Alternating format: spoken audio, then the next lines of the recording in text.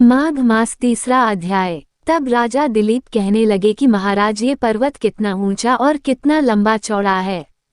तब वशिष्ठ जी कहने लगे कि 36 योजन 1 योजन 4 कोस का होता है, ऊंचा ऊपर चोटी से 10 योजन चौड़ा और नीचे 16 योजन चौड़ा है, जो हरी, चंदन, आम, मदार, देवदारू और अर्जुन के वृक्षों से सुशोभित है।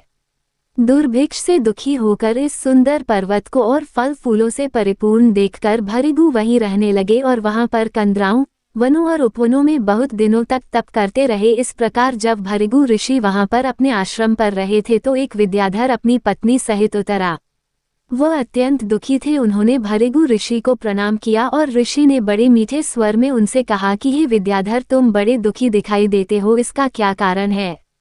तब विद्याधर कहने लगा कि महाराज, पुण्य के फल को पाकर, स्वर्ग पाकर तथा देवतुल्य शरीर पाकर भी मेरा मुख व्याघ्र जैसे है, यही कारण मेरे दुख और अशांति का है। न जाने किस पाप का फल है। मेरे चित्त की व्याकुलता का दूसरा कारण भी सुनिए। यह मेरी पत्नी अति रूपवती, मीठा वचन बोलने वाली, नाचने और गाने की कला में अति प्रवीण, शुद्ध चित्त वाली, सातों सुरों वाली, वीणा को बजाने वाली, जिसने अपने कंठ से गाकर नारद जी को प्रसन्न किया, नाना स्वरों के बाद से वीणा बजाकर कुबेर को प्रसन्न किया, अनेक प्रकार के नाच ताल में शिवजी महाराज भी अति प्रसन्न और रोमांचित हुए। शील, उदारता, रूप तथा यौवन में स्वर्ग की कोई अप्सरा भी इस जैसी नहीं है। कहाँ ऐसी चंद्रमुखी स्त्री और कहाँ मैं व्याघ्र मुख वाला, यही चिंता सदैव मेरे हृदय को जलाती है। विद्याधर के ऐसे वचन सुनकर तीनों लोकों की भूत, भविष्य और वर्तमान की बात जानने वाले तथा दिव्य दृष्टि वाले ऋषि कहने लगे कि हे विद्याधर, कर्म के विचित्र फल प्राप्त हो जाते हैं। मक्खी के पैर जितना विष भी प्राण लेने वाला हो जाता है। छोटे छोटे पापों का फल भी अत्यंत दुखदायी हो जाता है। तुमने माघ मास की एकादशी का व्रत करके द्वादशी के आने तक शरीर में तेल लगाया, इसी पाप कर्म से व्याघ्र हुए। एकादशी के दिन उपवास करके द्वादशी को तेल लगाने से राजा पुरूरवा ने भी कुरूप शरीर पाया था।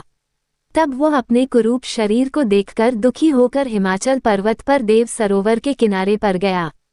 प्रीतिपूर्वक शुद्ध स्नान कर कुशा के आसन पर बैठकर भगवान कमल नेत्र वाले पीताम्बर पहने, वनमाला धारण किए हुए विष्णु का चिंतन करते हुए पुरूरवा ने 3 मास तक निराहार रह भगवान का चिंतन किया। इस प्रकार 7 के जन्मों में प्रसन्न होने वाले भगवान राजा के 3 महीने के तप से ही अति प्रसन्न हो गए।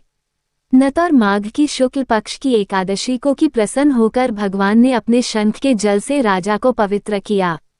भगवान ने उसके तेल लगाने की बात याद दिलाकर सुंदर देवताओं का सा रूप दिया, जिसको देखकर उर्वशी भी उसको चाहने लगी और राजा सुकृत्य होकर अपनी पुरी को चला गया।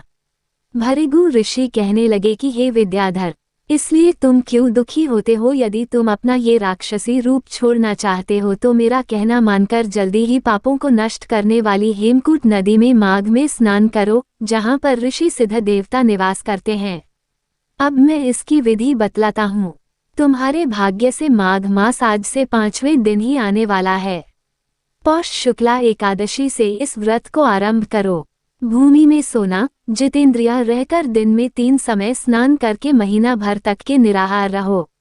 सब भोगों का त्याग कर तीनों समय को शिवजी स्तोत्र और मंत्रों से पूजन करोगे तो तुम्हारा मुख कामदेव के समान हो जाएगा और देवता भी तुम्हारा मुख देखकर चकित हो जाएंगे और तुम अपनी पत्नी के साथ सुखपूर्वक क्रीड़ा करोगे।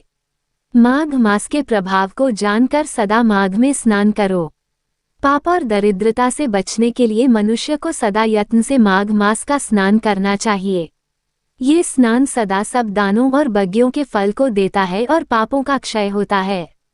वशिष्ठ कहते हैं कि हे राजा, दिलीप की यह कथा भृगु जी ने विद्याधर को सुनाई।